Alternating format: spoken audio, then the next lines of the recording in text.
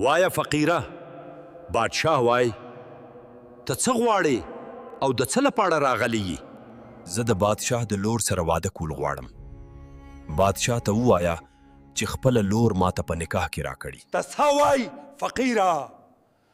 مخکې د دې چې بادشاه دې سر پرې کړي ورک شه.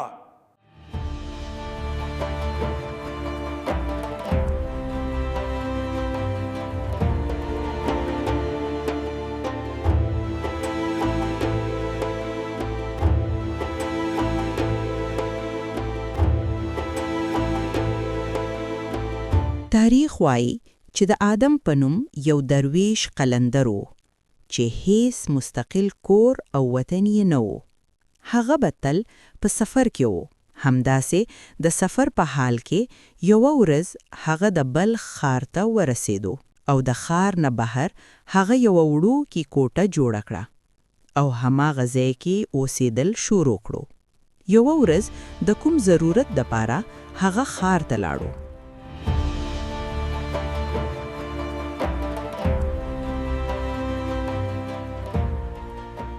د اتفاق خبره وه چې هماغه وخت د بادشاه لور د باغ د سیر نه واپس راتلله.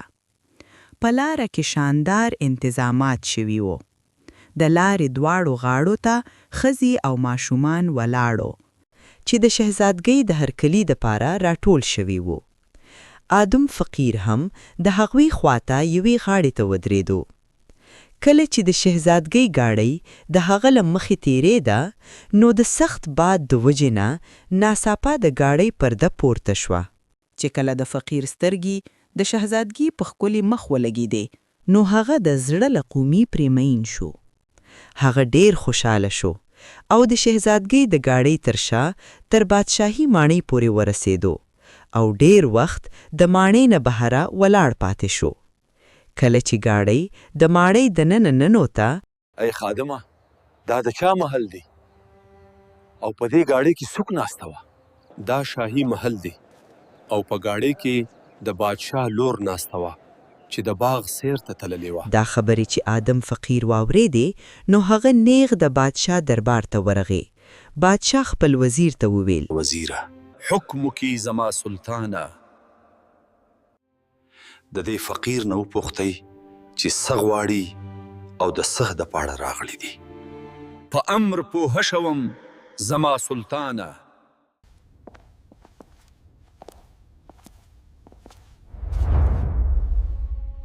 وایا فقیره بادشاه وای ته څه غواړې او د څه لپاره راغلی یې؟